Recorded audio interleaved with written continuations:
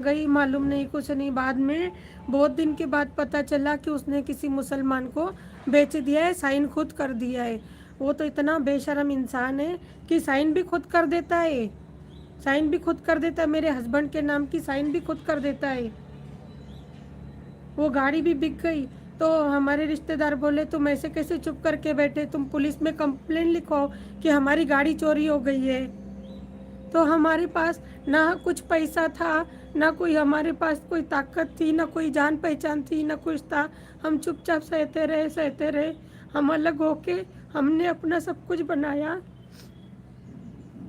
2007 में मेरे हस्बैंड दुकान बंद करके जाते थे बैंक में। दुकान बंद करके 2:30-3 बजे 4 बजे जाते थे। कोई भी अगर कस्टमर आता है, कोई 1000-2000 रुपये देने के लिए आता था कस्टमर, तो वो उनको लगता था बाजू की दुकान इकट्ठे है, तो उधर दे के चले गए।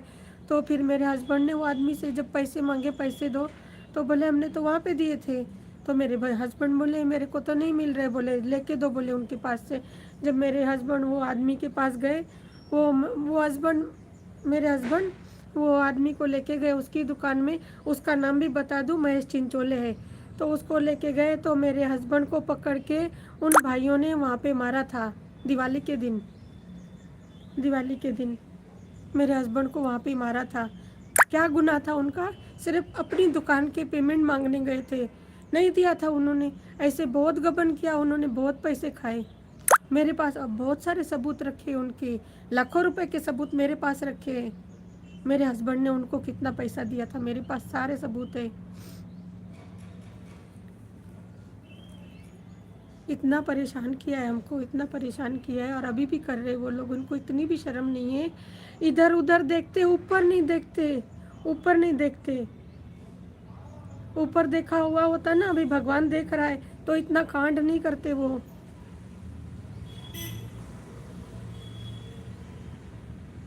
मेरे हस्बैंड को 6-6 दिन 7-7 दिन बाहर रखते थे। कभी ये गांव रोज़ फिक्स रहता था, आज ये शिरपुर में जाना है, आज शहादा साइड जाना है, बहुत दूर दूर तक।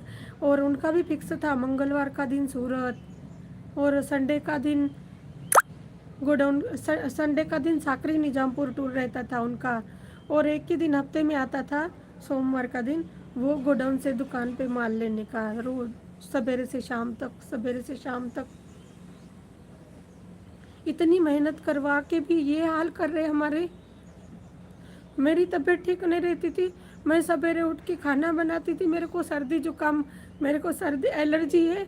मैं जैसे सवेरे उठती थी मुझे छींकें आती थी, मैं फिर भी खाना बनाती थी 7 बजे तक, 6:30 बजे तक उनको डब्बा देती थी। कभी जल्दी जाते थे, उनको कुछ ना कुछ खाना बना के देती थी। लेकिन उन लोगों को बिल्कुल ही शर्म नहीं है।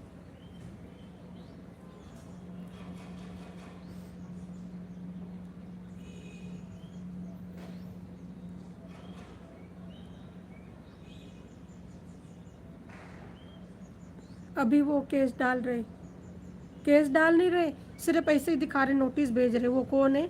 MS तबकी रे, कौन साहेब है क्या नहीं, उसके थ्रू भेज रहे। और वो अभी तो वो गुंडा भेज दिया था उस दिन।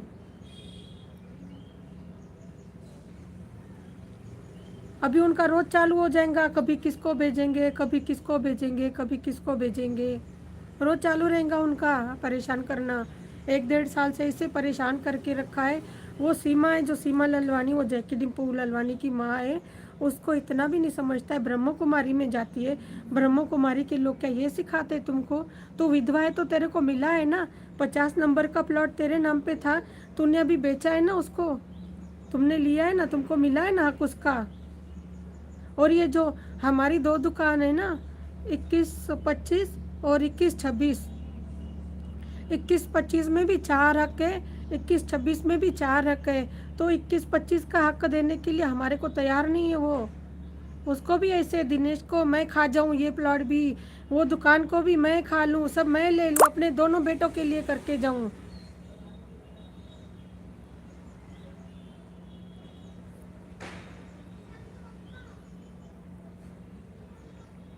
मेरे पास तो बताने के लिए तो इतनी बातें। एक बार है ना, सूरत से ना मेरे हस्बैंड है ना वो लेके